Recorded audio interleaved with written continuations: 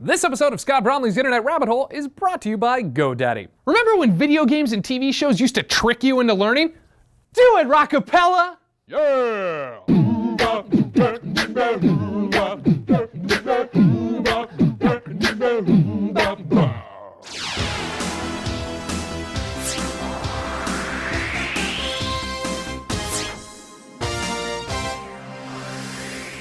So last night I was watching old episodes of He-Man when I realized two things. A, the show is still terrible, but I love it. And number two was that in the early 80s, almost all TV shows and video games were either long commercials for toys or mindless filler. That all started to change towards the end of the decade when school computer labs were filled with awesome edutainment games like Odell Lake, Number Munchers, and my first experience with a third-person shooter ever, Oregon Trail.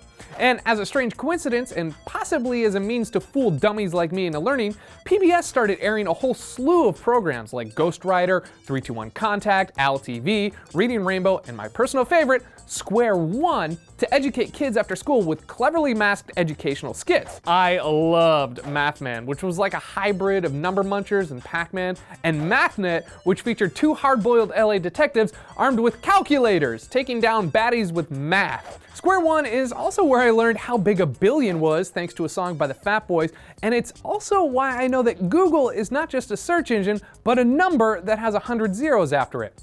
Square One even had a couple of game shows peppered into the mix with real kids as contestants to latch onto the whole kids game show fad that Nickelodeon ushered in. Hi, I'm Reggie Cathy, and welcome to Square One Squares, the game show where you separate mathematical fact from fiction. And speaking of edutainment and game shows, PBS took probably one of the biggest and best educational video games, Where in the World is Carmen Sandiego, and turned it into the greatest children's television game show of all time. The show was hosted by former Double Dare assistant Greg Lee and pitted three kids against each other in a geographic trivia Thunderdome, all while the a cappella doo-wop group Rockapella sang about everything happening on screen. The show was so popular, even future Vice President Joe Biden made a cameo. But the real excitement came at the end of the show, when the final kid would have to try and catch Carmen by picking out spots on a giant map with a police siren. It was impossible if you weren't a brainiac. And still, to this day, as a college-educated adult, I cannot for the life of me tell you where any country is in East Asia. Yet these 10-year-old geniuses could find Turkmenistan on a map like it was California. California. And because of the success of Where in the World is Carmen Sandiego, PBS started experimenting with animated shows and hit pay dirt with a little cartoon called The Magic School Bus. A cartoon show I've never actually seen before. So, since it would be disingenuous for me to get all nostalgic for a show I've never seen, I'm gonna have Rev 3 Games resident child Nick Robinson come out here for a second and explain it.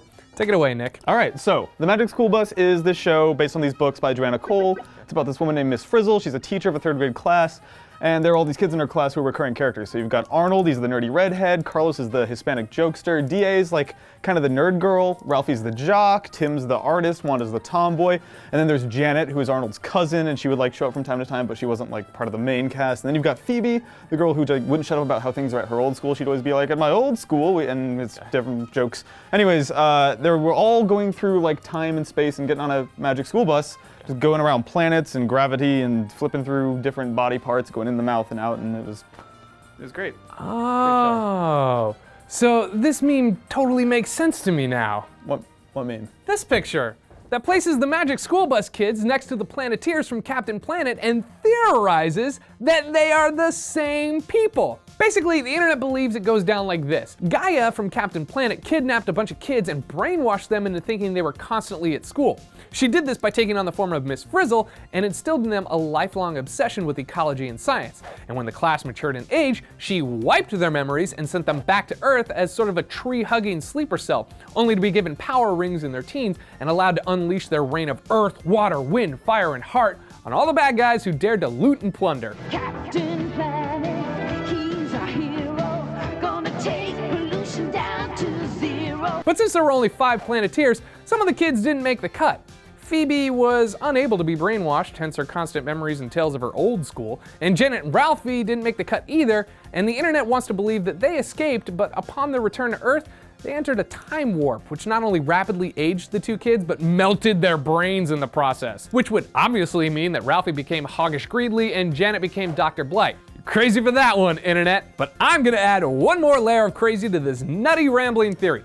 So, Lily Tomlin played the voice of Miss Frizzle on the Magic School Bus, and she was in the movie 9 to 5 with Jane Fonda, whose ex-husband Ted Turner created Captain Planet, which starred LeVar Burton as the voice of Kwame, who is not only on Star Trek The Next Generation with the voice of Gaia, Whoopi Goldberg, but hosted Reading Rainbow, which featured an episode where Keisha Knight Pulliam, who played Rudy on The Cosby Show, read the book The Magic School Bus Inside the Earth.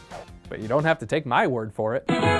And if you want to make websites dedicated to your own rambling 90s cartoon theories, you should use GoDaddy.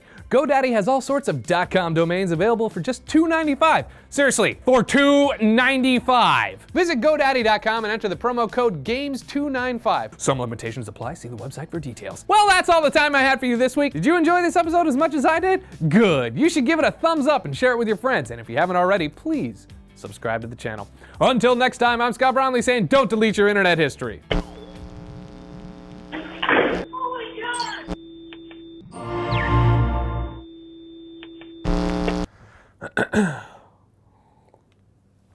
God damn it. Mm-hmm. Beep, beep, beep, beep, beep, beep, beep.